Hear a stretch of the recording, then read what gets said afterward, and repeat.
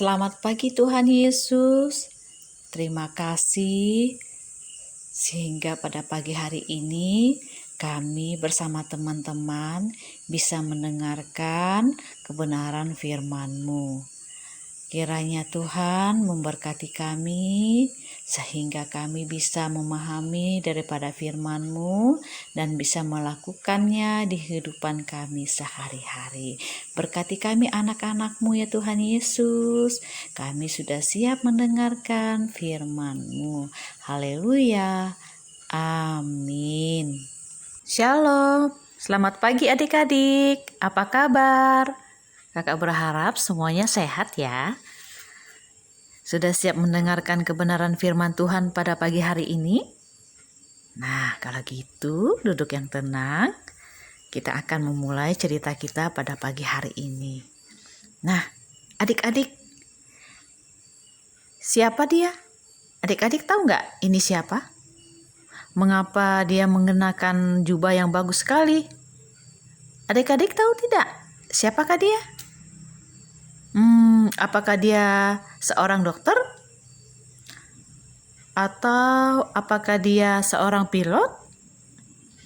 Ataukah dia seorang raja? Iya benar adik-adik, dia adalah raja. Nah adik-adik, seorang raja menjadi pemimpin tertinggi suatu bangsa. Bangsa Israel adalah bangsa yang selama bertahun-tahun dilindungi dan dipimpin oleh Allah sendiri.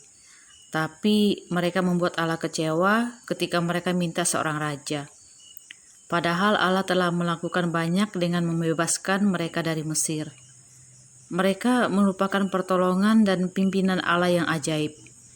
Adik-adik, bangsa Israel rupanya ingin mempunyai raja seperti bangsa-bangsa lain. Allah kecewa, namun karena Allah mengasihi bangsa Israel, Ia mengabulkan permohonan mereka. Allah kemudian menyuruh Samuel untuk mencari orang yang terbaik yang merupakan pilihan Allah. Samuel kemudian memanggil semua suku Israel untuk dipilih satu orang oleh Tuhan menjadi raja. Suku-suku Israel ada 12 suku, sesuai nama anak-anak Yakub. Nah, adik-adik, rupanya Allah memilih suku Benyamin. Kemudian dari suku Benyamin, Allah memilih salah satu anak laki-laki dari keluarga Matri. Selanjutnya Bapak Matri mengumpulkan anak-anaknya di depan Samuel. Namun ada satu anak yang tidak ada, yaitu namanya Saul. Rupanya Saul sedang bersembunyi adik-adik. Saul bersembunyi di balik barang-barang. Mungkin karena ia takut tidak mampu menjadi raja dari bangsa-bangsa yang besar. Namun Saul telah dipilih Tuhan di antara sekian banyak orang yang untuk menjadi raja. Samuel kemudian bertemu dengan Saul. Wah, ternyata Saul memiliki tubuh yang tinggi besar, lebih tinggi dari semua orang yang lain. Saul akhirnya dipilih Tuhan menjadi raja pertama bangsa Israel. Seluruh bangsa Israel bersorak, "Hidup raja! Hidup raja! Hidup raja!" Wah, adik-adik, Allah memilih Saul untuk menjadi raja.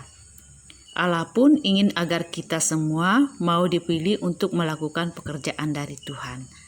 Misalnya, menjadi ketua kelas, koordinator musik, dan lain-lain. Nah, Tuhan akan membantu kita supaya kelak di masa depan kita bisa dipakai Tuhan untuk melakukan pekerjaan yang lebih besar. Nah, kakak berharap kalau nanti adik-adik sudah besar, adik-adik dipilih Tuhan melakukan berbagai tugas dari Tuhan. Yang mana mendatangkan kebaikan dan berkat buat orang banyak.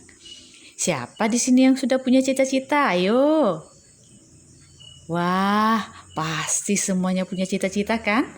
Nah, adik-adik, kakak bangga karena adik-adik mau menjadi orang berguna di masa depan.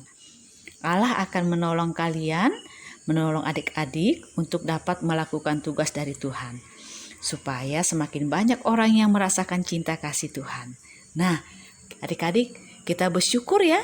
Kita bersyukur mempunyai Tuhan Yesus yang selalu baik dan selalu mencintai kita semua. Cukup sekian cerita kita minggu ini. Kiranya Tuhan Yesus memberkati adik-adik semua.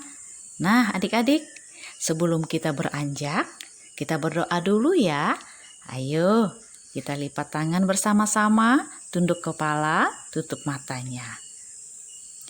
Bapa kami yang di sorga, terima kasih untuk kisah Saul menjadi raja pertama bangsa Israel yang baru saja kami dengar. Bapa, kami juga mau melakukan pekerjaan yang baik saat kami besar nanti. Tolong kami ya Tuhan, agar mulai sekarang kami juga belajar dengan baik. Dalam nama Tuhan Yesus, kami berdoa. Haleluya. Amin.